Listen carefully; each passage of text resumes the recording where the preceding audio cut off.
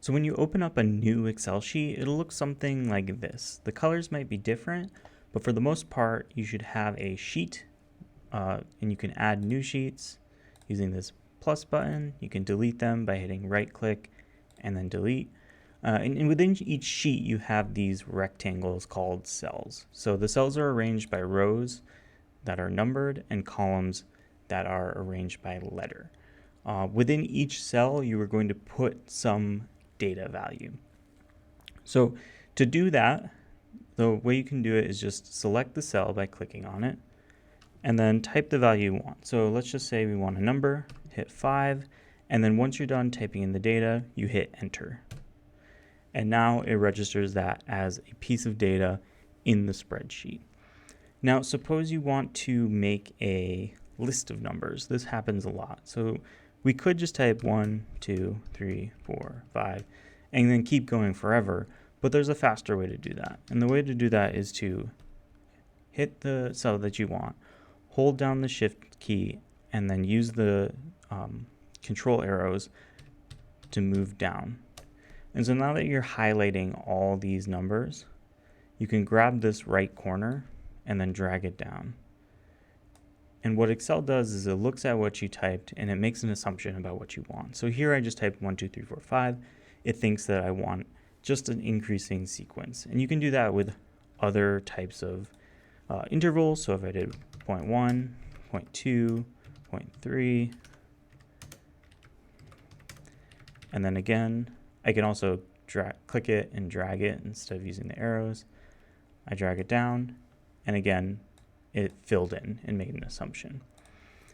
So if you're making something like a list of seconds that go by, this is a good way to do that. Now, when you type in information into Excel, it automatically assumes what the data is. So you can type in anything from a number to a piece of text to a date. And what Excel does is it reads what you typed and it makes an assumption and says, I suppose this is what they want. And this is really useful because if you're working with dates, you don't have to type out the whole date. You can just type 9-12 and it'll give you the date that you want. However, sometimes it's wrong. So suppose that I want to just type data like 1 to 2. Not January 2nd, just 1 to 2. And I hit enter. Well, it assumed it was January 2nd. The way I can fix that is by highlighting the cell that I just typed in and then going up here to this number bar and pulling down this tab. So here it just tells you the different data types you're allowed to use in MATLAB or in Excel. So I wanted it just to be a text saying 1 to 2. I typed that in. It still assumes it's a date, so it converted it to that text. And now it's what I want. It's actually a text. So if Excel assumes the wrong data type for you, you can always change it using this menu. Now, the different types of data they have, there's numbers, so that's anything that's just a real number. They have currency, which is basically just dollars. So here, just assumed it was a number. If I want it to be currency, I click that. They also have accounting, which is similar, except with accounting, negative numbers are wrapped in parentheses instead of using a negative sign. There's also different types of dates. So short date just tells you month, day, year. Long date includes time. You have just time, percentages, fractions, scientific notation, and text. It's important to note that with scientific notation, you might encounter that a lot in engineering. So that's just putting in a number like 3,000 and it converts it to scientific notation. Additionally, you might encounter decimals that you want expressed as parentheses or as percentages. So to control that, you can type in the value you want. So this is 25%, and then I can hit percent, or I can go here and hit percentage. Another thing to note is that with numbers, Excel assumes the number of significant digits or the number of digits behind the decimal point that you want. Now, I just typed in 0.25 and it assumed that I want 2 extra decimal points after that. If I don't want that, I can control it using these 2 keys. So here I just remove the number of points after the decimal, or I can increase it. So now that you know how to manually enter data, it's important to know how you can import data. So it's not common for you to run calculations on data that you type in yourself, but rather you have data from something, like it's from a sensor on an Arduino, or it is from the internet, some sort of historical data. You want to know how to import that using Excel. So the first way is the easiest, and that's just simply find an XLSX or Excel file. So if you open that, Excel knows exactly what you want, and it'll show you right there. Another type of data that you'll commonly come across is what's called a CSV file. So CSV stands for comma separated values, and it's the same thing as a spreadsheet, but instead of having cells, you have data and then a comma, and the comma means move on to the cell to the right, and then you also have a jump to a new line, and that means move to the next row. So Excel can import this pretty easily, and the way you do that is by going to data and then from text/CSV. So if we click on that, we can find our file and then hit import. And it'll create this, or it'll open up this wizard that will interpret what that CSV file is. You can check to make sure it's right. So here it assumed that I want a header that says last, first, age, favorite color, and then all that data there, which is correct. If your values are separated by something other than a comma, so you can have it separated by a colon, semicolon, equal sign, space, or tab, you can change that too. But here comma is correct, and we just hit load. And it takes a little while, but then it creates this table here. So we have the data from that CSV file, and we can work with it later on. Another source, or another way that you're going to import data is by finding it online. So here's a table that contains the S&P 500 index fund, which is a stock, and it shows the values of that over time. To import this, there's a couple ways you can do it. The simplest way, or not the simplest, but the fastest way I think to do this is to highlight the table and then copy, Control-C, and then just paste it in your Excel book. And you can change the width of the column if it shows that. That just means the data is too large to show. So that's one way to do it. But again, you don't get that header. So if you want to do that, you can go again to data and then import from the web.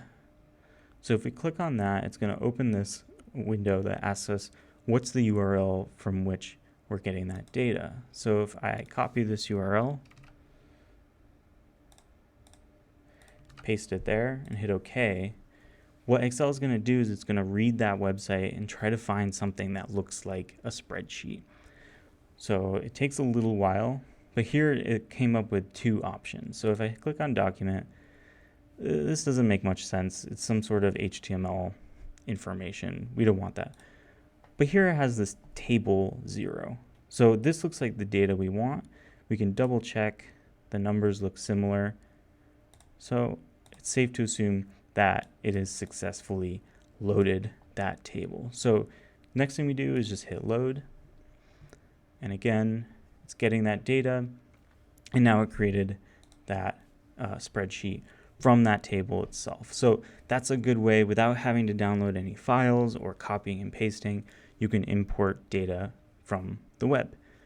So a lot of information on engineering systems, things like information about river flows or the weather or anything that is just sensor data that's collected all the time, is often stored online as databases. So this is a good way to extract that online data and put it onto a spreadsheet that you can work with later on.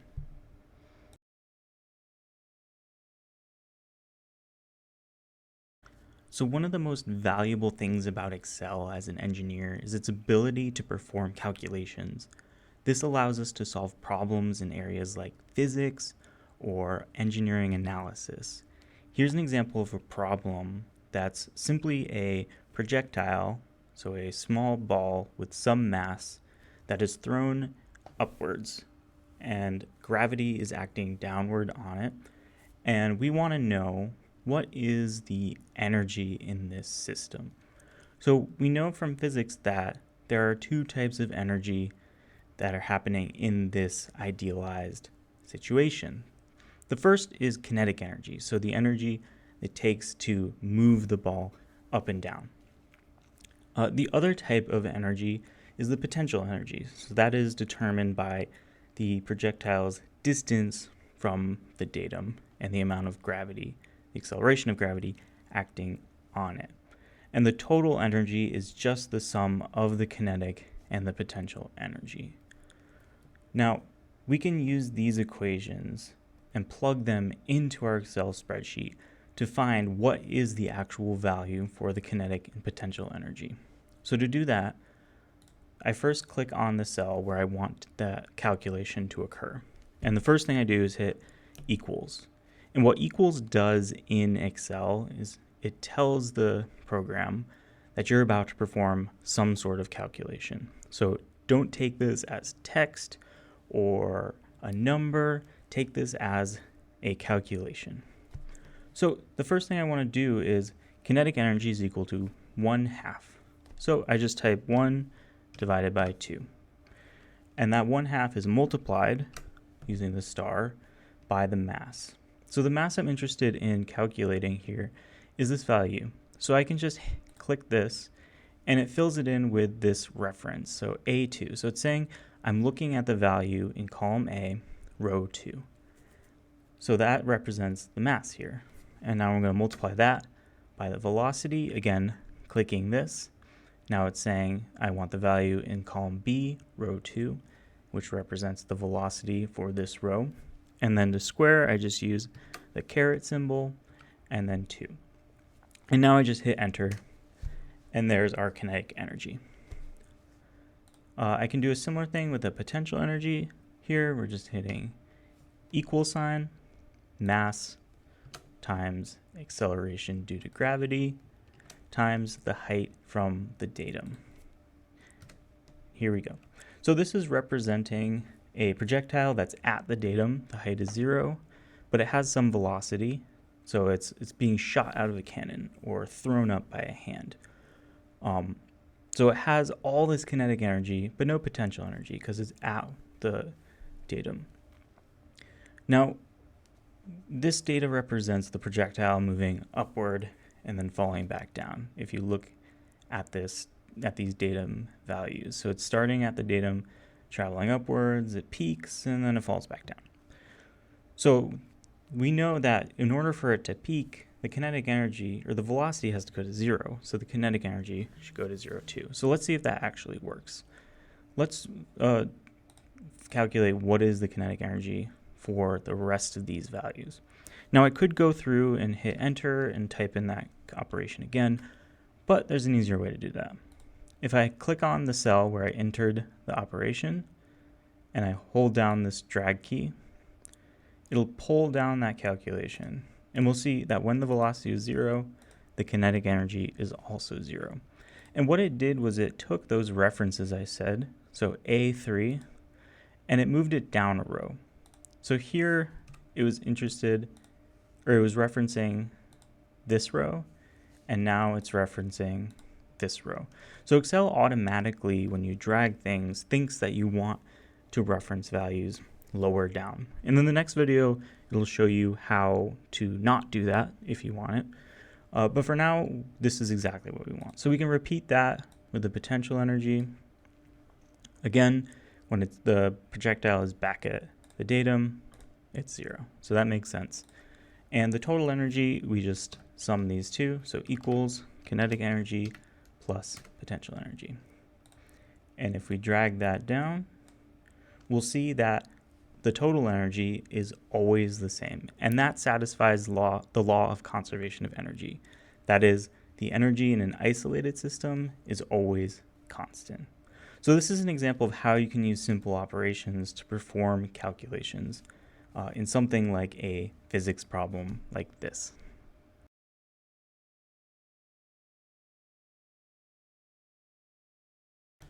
We just learned that data are bits of information that describe the world. They can be anything we measure or observe, and when we put them in a program like Excel, we can organize those data into a way that makes sense. Another way that we can use Excel to make sense of data is using plots. So these are methods where we take data, arrange them visibly so that we can see the trends or patterns very clearly. Now, I'm sure you've used plots before. For instance, if you have a graphing calculator like this and you wanted to plot a function, you could type one in, x cubed divided by x by 1, and it evaluated this function over some domain. Now what this program is doing is it's assuming the domain that we want. I didn't tell it which x values to evaluate. With Excel, we can do the same thing, but we have to tell it which x values we want it to evaluate.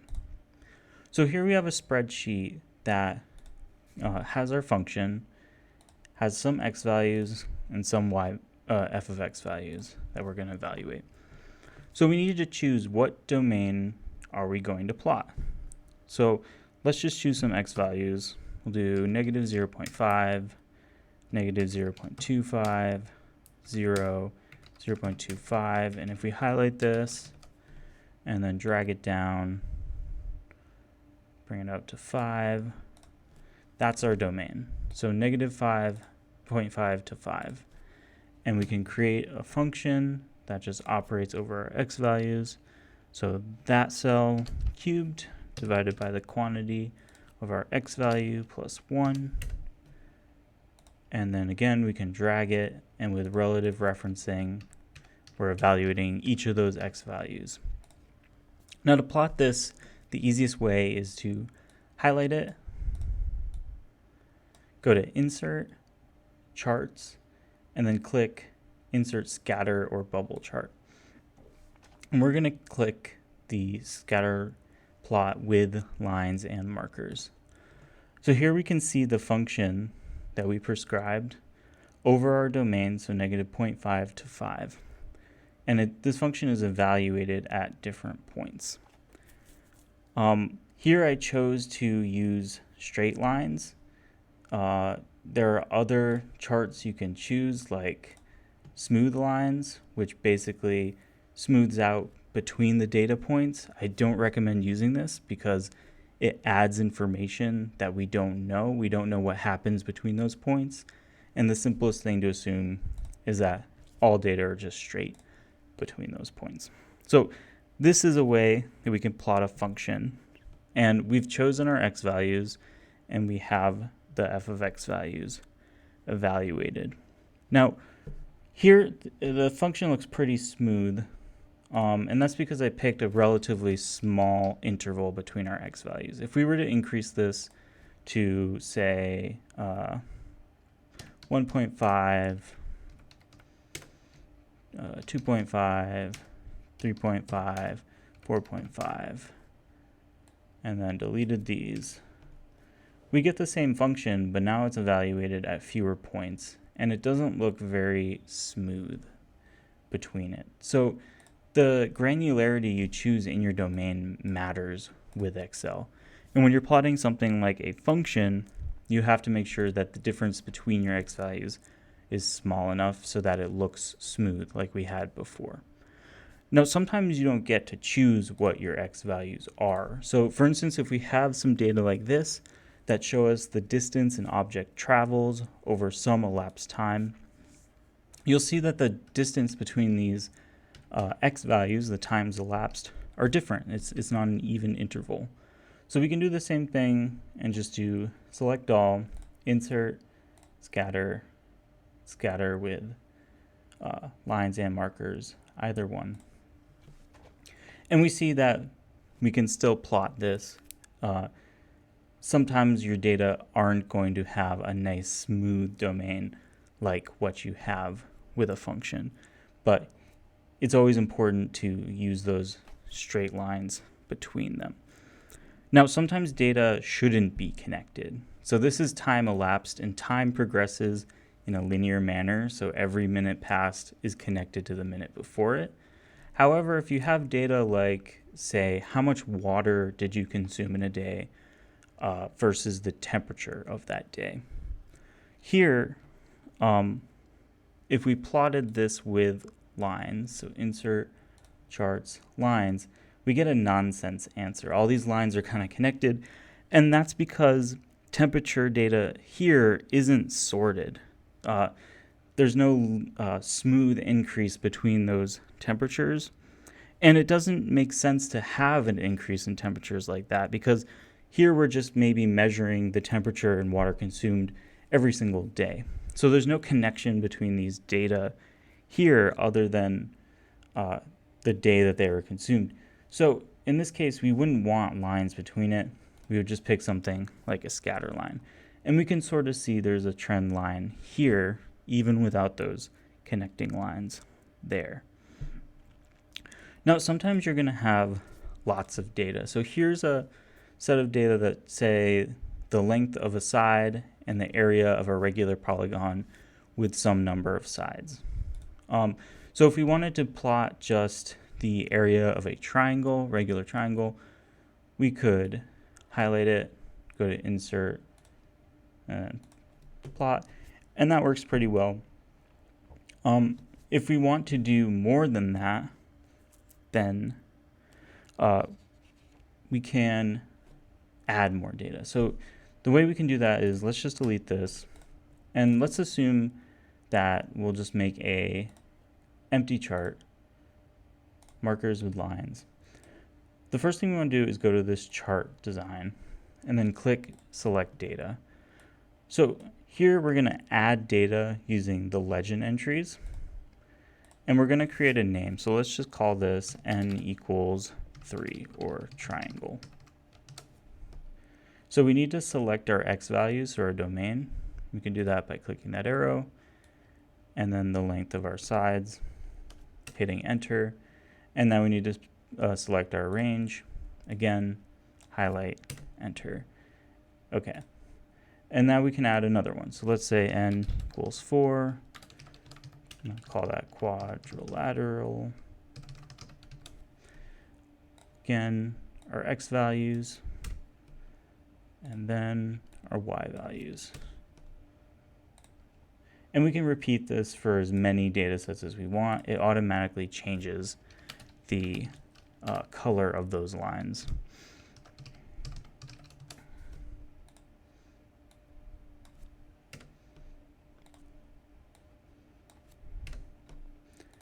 So when you have a bunch of data, this is one way you can organize them without Excel automatically assuming what it is. Sometimes it does it well if you highlight everything.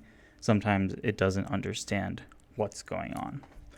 So here are all these plots that we've made, and it's important to go over some rules. So the main rule when you're using a plot is that it has to make sense to someone in your field of expertise without much explanation. And what that means is the axes have to be labeled.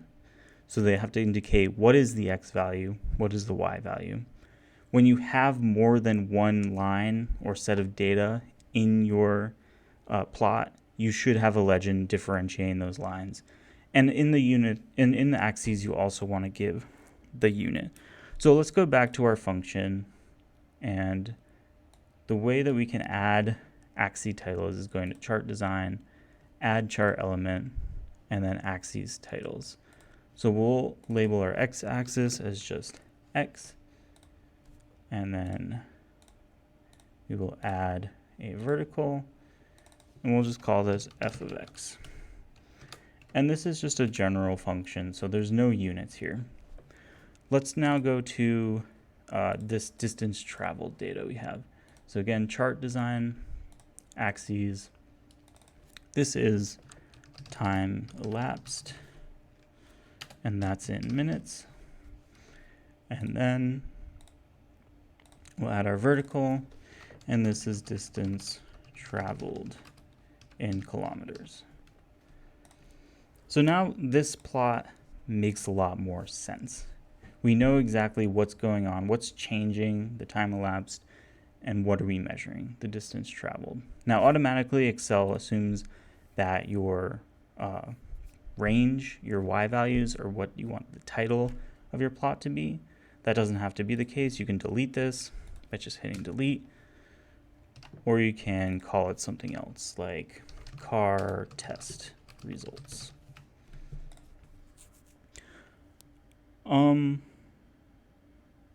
Another thing you might be interested in is changing the axes. So Excel automatically assumes what domain it wants to plot. It's usually near the domain that you added, but sometimes it goes beyond that. So if I just want to plot from 0 to 94 minutes elapsed, I just click on that axis, double click on it, and then specify what the bounds I want. So 0 to 94. And now that looks a little better. I can also do the same with the y-axis. So now it's 0 to 300. Let's make it 0 to 275. And it cut off some of our data, so that's not very good. I'll set it back to 290. That's better. For data with multiple plots, you're also going to want to add a legend. So you can choose where to put it. Excel will name each of those lines based on that series name. So if we go to select data, remember that I chose the series name n equals 3 triangle, and that's what Excel puts in the legend. So these are the different ways that you can plot data using scatter plots in Excel. And this is going to be really useful for you later on because Excel plots these things very quickly. And if you just have some data and you want to see what they look like, Excel is a great way to just quickly see the data.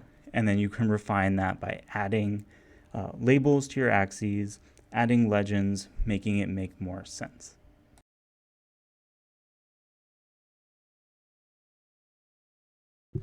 Along with the basic operations we learned already, Excel contains built-in functions that allow you to process data. So if you want to see what formulas or functions are available, you click on Formulas, and you can see the different formulas are categorized by type. We have under AutoSum things like sum, average, count the numbers, minimum, maximum. We have accounting functions, which we won't use all that much in this class.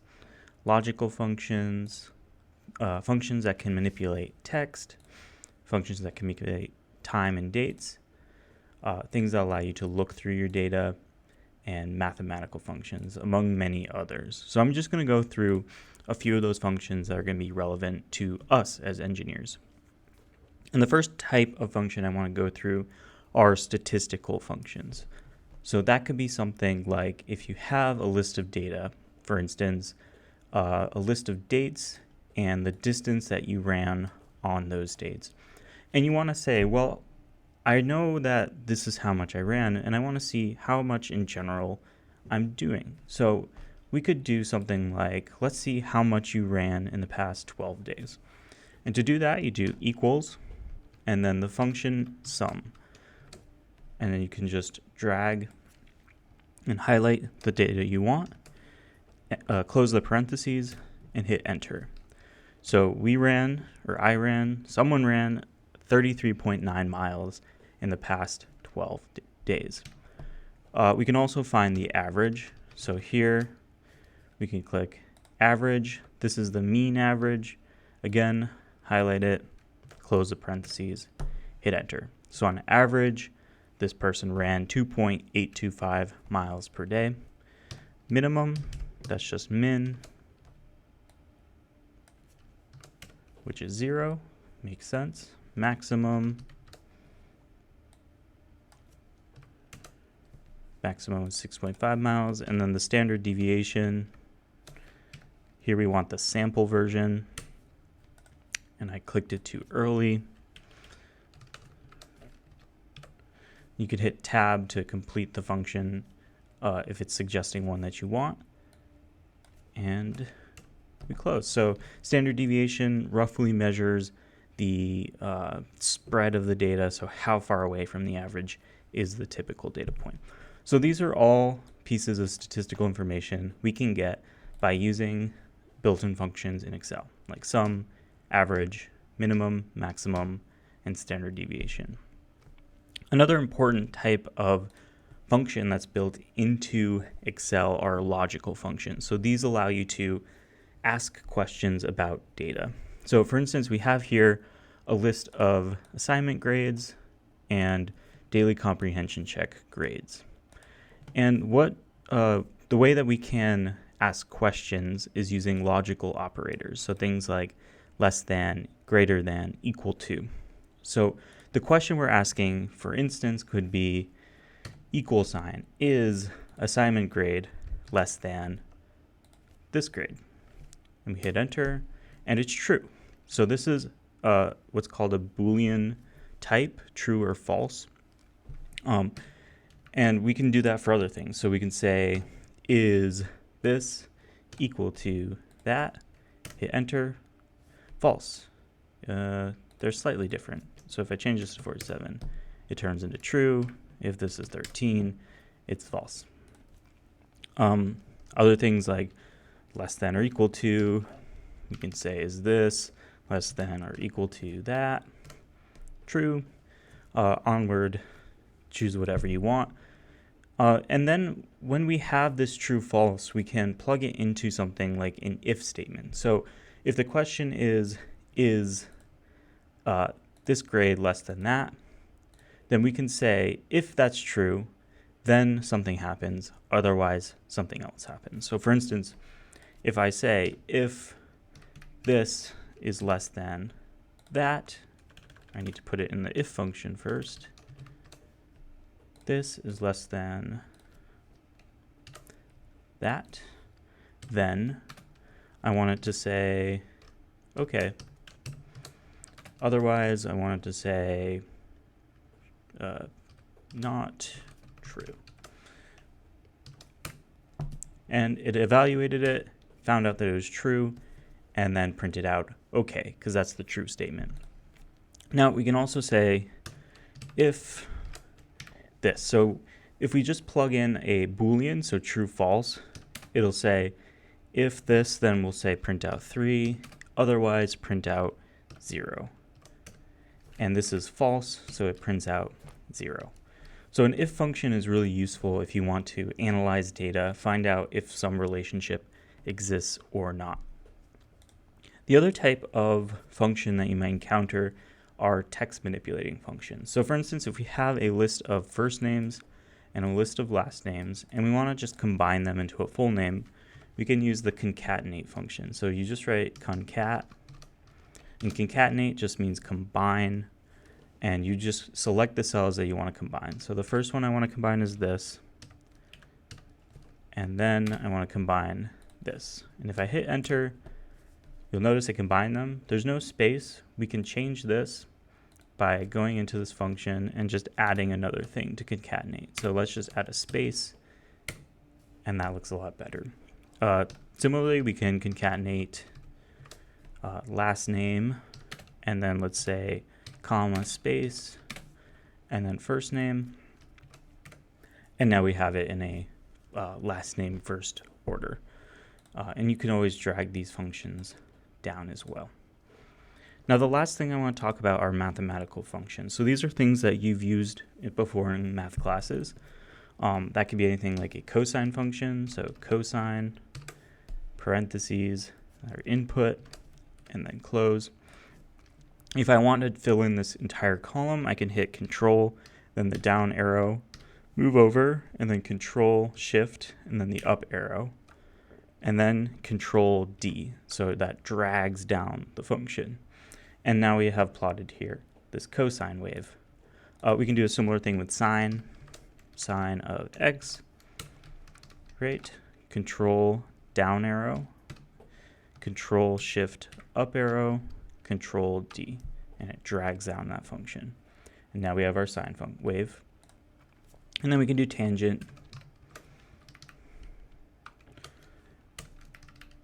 Again, control D, and there's our tangent. Now, notice there's this line going through. If this were actually plotting the tangent, there would be an asymptote there. So if you see an almost vertical line, that means there's an asymptote, and you can ignore that line or delete it from your data set. But that's important to know. So MATLAB or Excel has all these functions built in, and you can look through them to see which one you want. So something like natural log, log base 10, modulo, random number. Another thing that could be useful is if right now we have our x values in radians, but I could turn it into degrees using the degrees function. Right, and then we'll go down, control D. So this just converted our radians into degrees. We'll make sure that's right. This is roughly pi 3.14, and it's about 180 degrees, so that's right. Another mathematical function you might be interested in is the random number generator. So it creates what's called a pseudo-random number. It's not philosophically random, but it's close enough. And the way you do that is just with rand, and it'll generate some number between 0 and 1. And every time you hit enter, it creates a new number. So if you created a list of random numbers and you want to keep it that way without it regenerating, you should copy and then paste the values. And now it's no longer the function rand, it's just the value that I pasted. Another thing you can do with random numbers is create a random integer, so random in between. And let's say we want it to be between 10 and 20. There we go.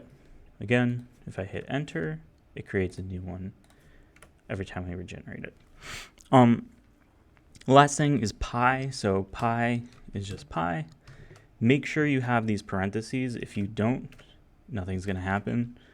So pi parentheses, and then it gives you 3.1415926, blah, blah, blah. So these are some important functions that I think you're going to use in Excel to help you solve problems both in this class and outside of this class.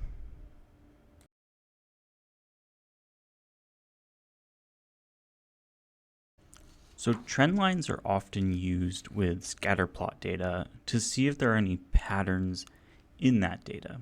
So here we have an example of some scatter plot data. Our x values are the time you spend studying, and the y values are your grade in the class. And we want to see, is there a relationship between how much you study and what your final grade is going to be? Well, we can figure that out using a trend line. So the way that we can do that is by clicking on the chart, going to chart design, clicking add chart element, trend line, and we'll pick linear. So what Excel did is it looked at these data, ran some calculations, and found what is a line between all these data that best fits it.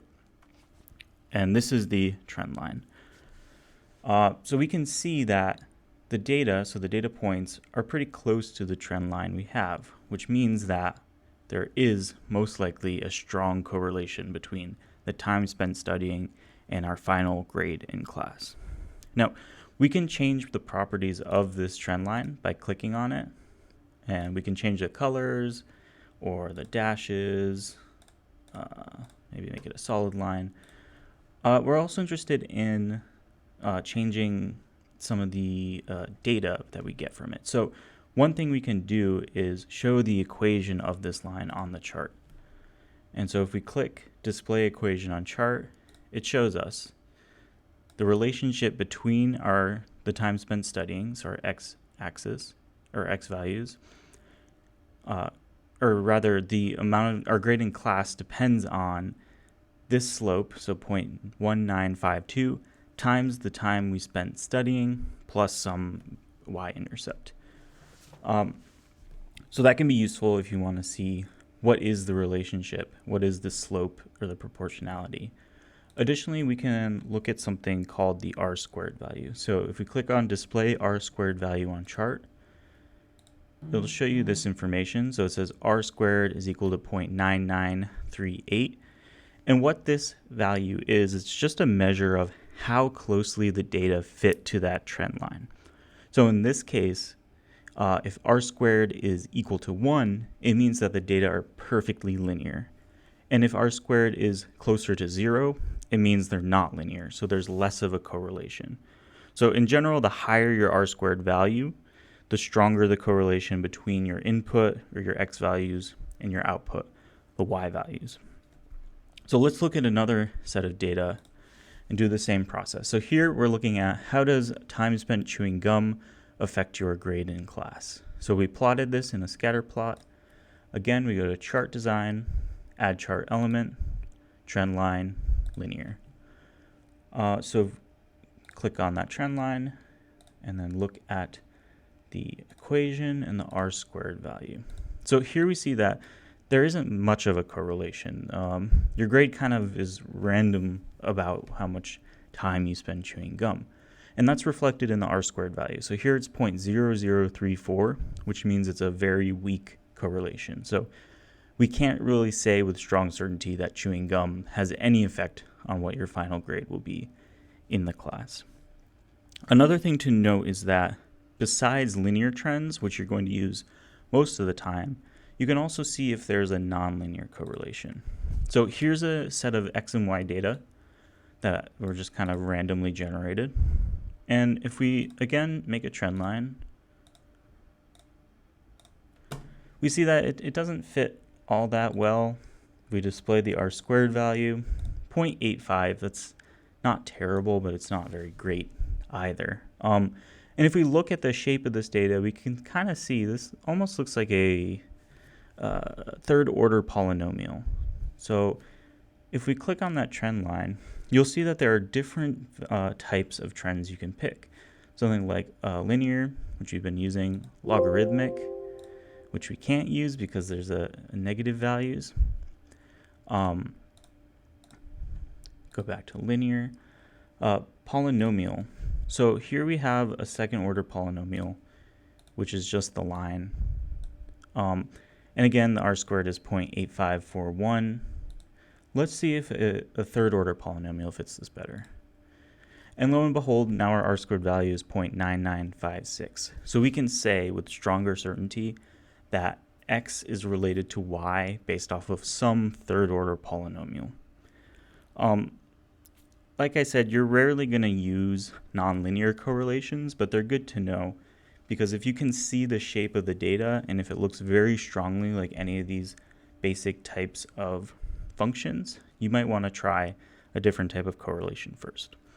So in general, trend lines are a useful tool when you're trying to make meaning from the data because they show you relationships between the variables and tell you how strong the relationship is, either as a linear relationship or some sort of nonlinear relationship.